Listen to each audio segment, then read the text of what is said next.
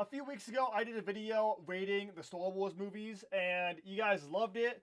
And I really wanted to do another one rating another part of Star Wars media, which is the TV show Star Wars: The Clone Wars. And the reason I'm doing this is because I love talking about the movies. I love talking about the TV shows and doing stuff like that. I'm having a lot of fun doing that on the channel, and these videos are getting a lot of feedback. You guys love doing these videos, so we're gonna rate the 7 seasons of Star Wars: The Clone Wars. And a little backstory for anyone that doesn't know: there was supposed to be 8 seasons, and then Disney bought Star Wars in like 2012, and the show got canceled after 5 seasons, and then they released a 6th season, and then it was canceled for 8 years, and then in 2020 they they released season 7 with some episodes, but not all the episodes. So I'm gonna go and rate my opinion on the 7 Star Wars: The Clone Wars seasons. And of course, I would love to do Rebels, and I'd love to do other TV shows, but I mean, that's what you guys want to see. And the Star Wars video we did earlier, you guys loved it, so let's do another one. Now, at number, obviously there's 7 places, you have the videos of 7 seasons. At number 7, I'm going to put season 1, not because, as a kid who grew up with the Clone Wars, I don't think any seasons were particularly bad.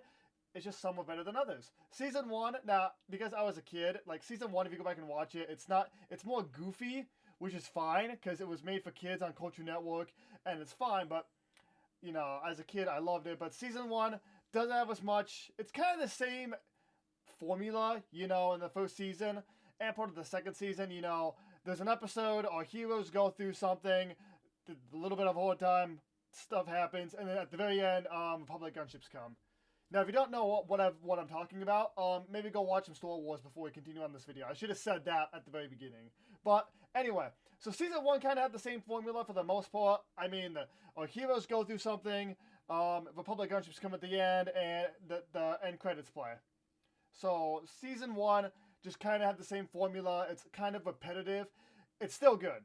I cannot stress that enough. I don't think any of the seasons are particularly bad. It's just some are better than others. So in 7th spot is season 1, just for the sake of, you know, I think it's more repetitive. You know, they follow the same formula, and there's still some good storytelling. The storytelling is phenomenal, but we have the same thing. Heroes go through stuff.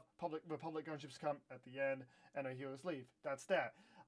In the second spot, in the number 6 spot, I'm going to put season 2. Season 2 had a lot of good things going for it, but again, we kind of let go of that formula of every episode ending with our heroes, you know, being lifted off by gunships. I mean, that still kind of happens, but not as much as, not as much as in season 1. So it's not too bad. Great episodes. I remember watching behind the scenes video on the DVD box for whatever the bonus DVD in the box for season 2, because yeah, spoiler alert, I used to have them on DVD before Disney Plus was a thing. That's how I used to watch them, or I used to YouTube them. And they talked about season 2 being more focused on like monsters and whatnot, which is why you had like the Zillo Beast, which was modeled after Godzilla, and then you had the Brain Invaders episode, and that was more modeled after I forget what the movie they modeled that one after, but season 2, we also had the zombies. We had the zombies too. So that was modeled after, obviously, you know, Night of the Living Dead, all that kind of stuff. And again, season 2 had the storytelling. The storytelling throughout the series progresses, which is kind of why seasons 1 and 2 are going to be at the bottom, because the storytelling is really good, but as we go on, the character development becomes phenomenal. I think one of the greatest, two of the greatest character developments in Star Wars: The Clone Wars is ARC Trooper 5's and Darth Maul. Darth Maul gets reintroduced at the end of Season 3, Season 4, Season 5, and Season 7. His character development is phenomenal. ARC Trooper 5's, his character development through Season 3, Season 4, and Season 6. He's on Season 5. Season 6 is when he ultimately dies, but his character development is phenomenal. So, almost every character had great character development. I mean, Ahsoka had great character development. I mean, from where she started in the Clone Wars movie to where she ended up in season 7 is I think it's a brilliant piece of character development. I think it is.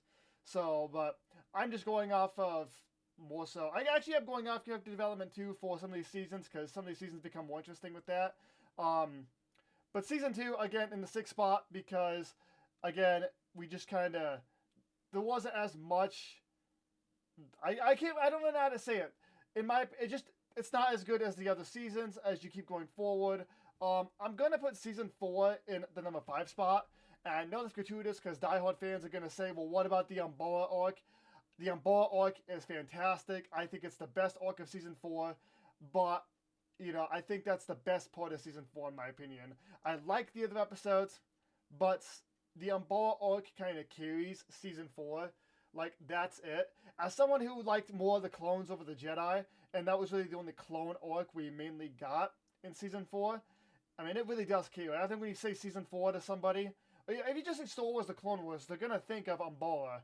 That's what they're going to think of when you talk to them about Star Wars The Clone Wars. They're going to think Umbrella. You say season 4, then that's really going to be Umbrella. They're not going to mention the Bounty Hunter arc, which is a good arc, but not as good as the Umbrella arc. But we also got the Kidnapping of the Chancellor. Actually, that's the same as the Bounty Hunter.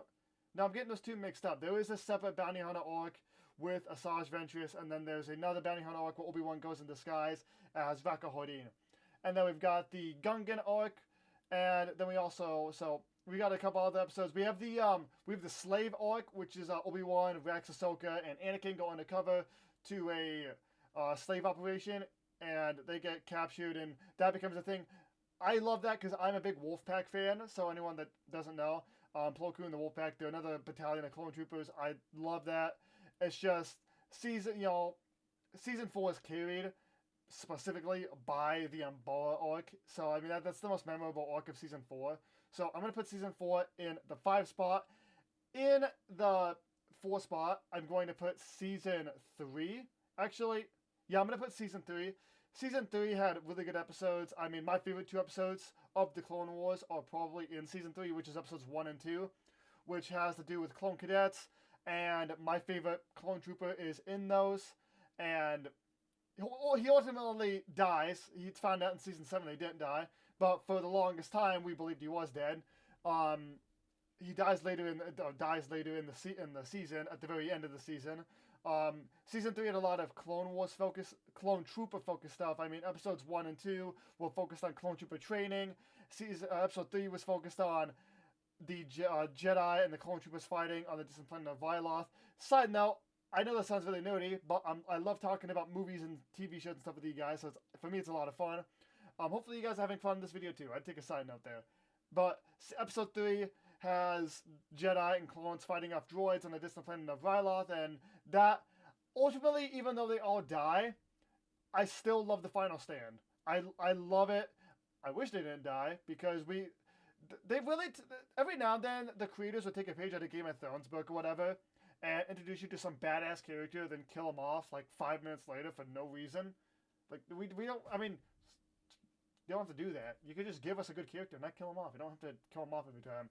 But no, that's just me being salty about that. But no, season 3 has some more clone focus. You got the first 3 episodes, and then you have the Citadel arc, and the Citadel arc is one of my favorites. I thoroughly enjoyed that one. Now, my favorite character ultimately beefs it at the end, and so if you don't know who that character is Echo. I don't know why he just became my favorite character. He just kind of did. So, but yeah. That's kind of why season 3 is above 1 and 2 and 4, because my favorite character, is in that season. But, so season 3 is in the 4 spot. In the 3 spot, I'm going to put season 6, because season 6, the 5's arc is amazing. The opening arc, so the first 4 episodes are great. The final 4 episodes are great with Yoda and discovering the Sith, and that season 6 all around is a great season, but it's not as captivating as seasons 5 and 7 to me. So season 6, we had 5's uncovering the whole Order 66. He gets really close to telling, and this is the reason why Star Wars needs a What If series, because what if 5's managed to tell the Jedi about Order 66? What if he managed to tell him? In my personal opinion, in that episode where 5's is killed when he's talking to Rex and Anakin, instead of calling for Anakin, he should have called for Obi-Wan. In my honest opinion. Because it really feels like Obi-Wan and the Council would have more listened to him, But I don't know. That's just my take as a Star Wars nerd. You know, just that. I don't know. That's really all I got to say about it. But that whole arc with Fives, that's where Fives kind of gets his best character development. I know it progressively goes insane throughout the episodes, but we see Fives becoming more. He becomes more of a pivotal character. Actually, he uncovered by himself the plot to kill the Jedi, and he was inches away from succeeding in his goal to warn the Jedi. That's that's just it is so sad, but it makes it makes the season more interesting than some of the others. So it's up there in the 3 spot because of that arc and the Yoda arc. The Yoda arc where he talks to Darth Bane is amazing. Fun fact: when Yoda speaks to the ghost of Darth Bane, that ghost is voiced by Mark Hamill, who played Luke Skywalker. So yeah, there you go. That's some info that some of you may not have known. Maybe, I don't know. You might have. So season 6 sits in the 3 spot, and the 2 spot is season 7. I was so ecstatic in 2018 when Star Wars dropped the new Clone Wars trailer. I could not believe it was the best graduation present I ever got, because I just graduated high school and I saw that it came up on my YouTube and I freaked out. It was the greatest thing ever. Now season 7 does lack some things. There were some things like we had the Siege of Mandalore, which we had been teased about in the show Star Wars Rebels when Rex talks to Ezra about the Siege of Mandalore. We had not seen it in TV format yet, so to see that was amazing. The Bad Batch arc was good. The middle arc, I liked knowing what Ahsoka was doing in between her time being a Jedi and being not a Jedi. But in my honest opinion, I would have rather have seen Ahsoka when she first left the Order, because this is like months. I think the time span between season 5 when Ahsoka leaves and season 7 is right around a year. I think I'm probably wrong on that one. I'm just going off Anakin's hairstyle, because in season 5 Anakin's got that shortish long hair, and then season 7 he's got his episode 3 hair. So I don't know how long that is. I don't know. If you know, tell me down below, because I really don't fucking know. But I would have loved to see her when she first leaves the Jedi Order, and like how she kind of, got along, because in the end in season 5 we find out that a lot of people as citizens of the Republic did not support the Jedi and the clones, and I would have liked to see her more in the stages of just leaving the Order and seeing seeing that. Not to say that those episodes were bad, because again, I'm a big Clone Wars fan, so I really am not going to say any episodes are bad, especially the politics episodes. The politics episodes always made me feel smart when I watched them. So I don't know why.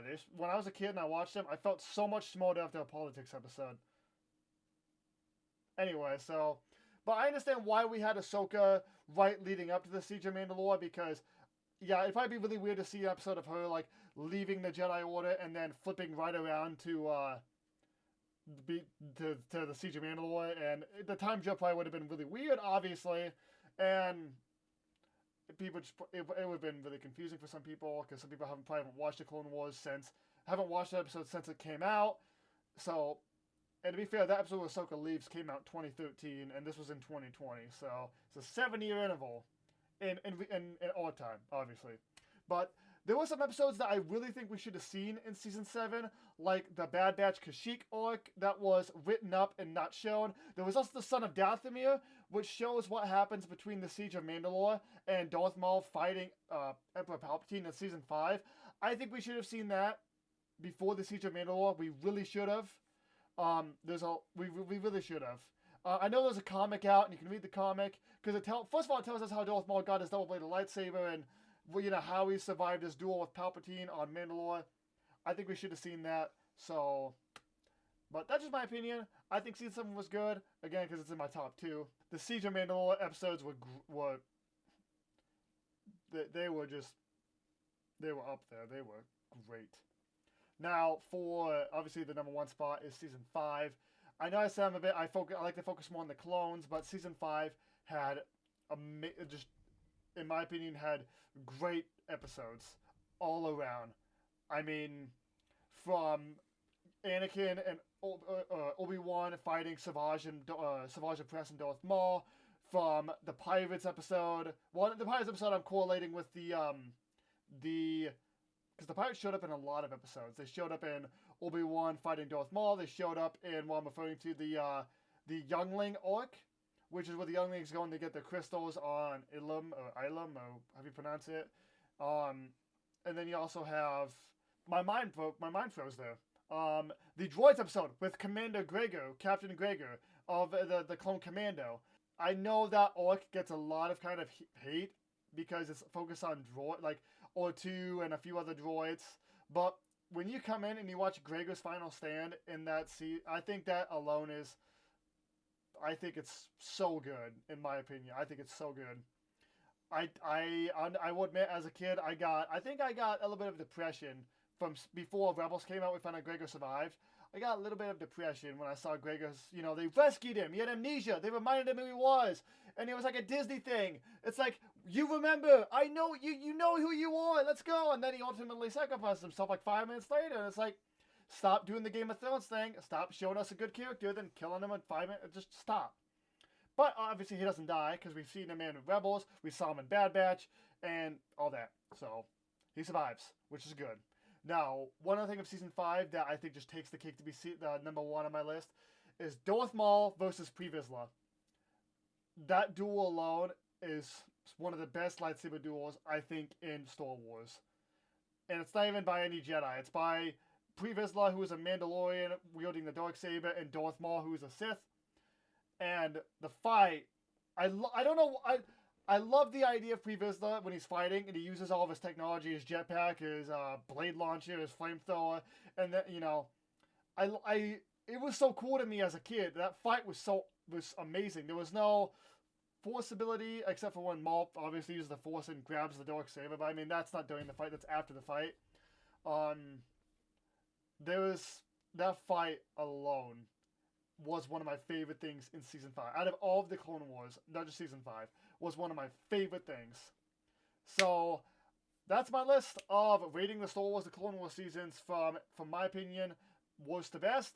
And I'm going to say this again, I don't think any of the seasons were actually bad, just some are better than others. Because you can't obviously have everyone be number one.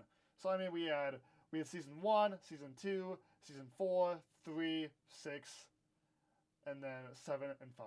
So that's my list of Star Wars The Clone Wars seasons from worst to best. If you guys all enjoyed this video, I'd love to do more discussions with videos and movies and TV shows, whatever you fancy. If you want to see other TV shows be rated or listen to my own opinions on them, I'd love to do more, but let me know in the comment section. Hope you guys all enjoyed. Have a great day, and as always, stay awesome, everybody.